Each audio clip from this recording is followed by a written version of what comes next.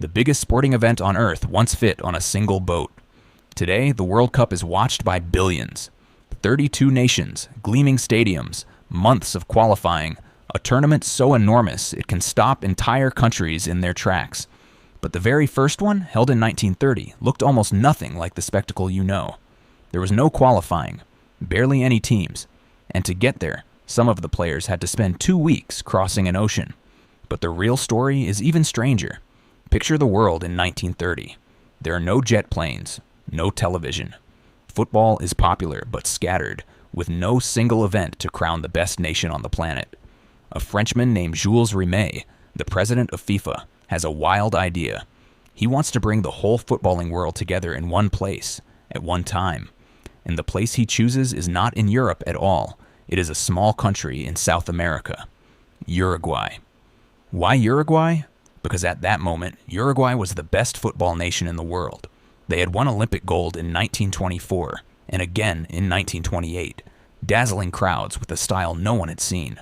And 1930 marked 100 years since Uruguay's independence. So the country made an extraordinary promise.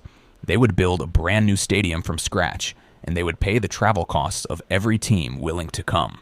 It was the football event of the century, hosted by a nation of under 2 million people. But there was a problem: getting there. For a European team in 1930, reaching Uruguay meant a sea voyage of nearly 2 weeks.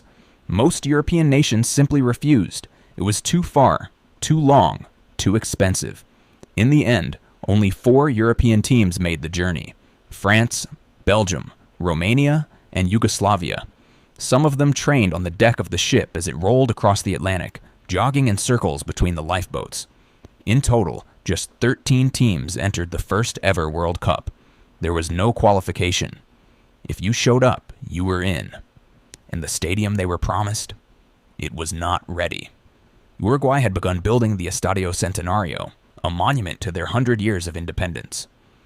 But heavy rain delayed the construction, and when the tournament kicked off, the great stadium still was not finished. The opening matches had to be played in smaller grounds across the capital, Montevideo, while workers raced to complete the main arena. When it finally opened, tens of thousands poured in to witness history.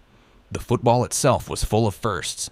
The very first goal in World Cup history was scored by a Frenchman named Lucien Laurent against Mexico. He later remembered that no one made much fuss about it at the time. They simply kicked off again and kept playing. There were no substitutes allowed. If a player was injured, his team played on with 10 men. And in one quarterfinal, the United States, of all teams, reached the semifinals, still their best World Cup finish for the better part of a century. Then came the final, and it was chaos.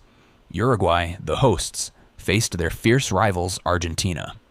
The atmosphere was so tense that the two teams could not even agree on whose ball to use. The compromise was almost comical. They played the first half with Argentina's ball and the second half with Uruguay's. Argentina led at halftime. But once the home ball came out, Uruguay roared back.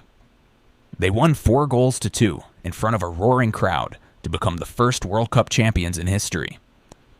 And one of their heroes was extraordinary. Uruguay's final goal was scored by a man named Hector Castro. As a boy, Castro had lost part of his right arm in an accident with an electric saw. He played and scored in a World Cup final with one hand. The nation erupted. In Uruguay, the next day was declared a national holiday. Across the water in Argentina, angry crowds gathered outside the Uruguayan consulate. This new tournament had already produced joy, heartbreak, and rivalry, powerful enough to shake two nations.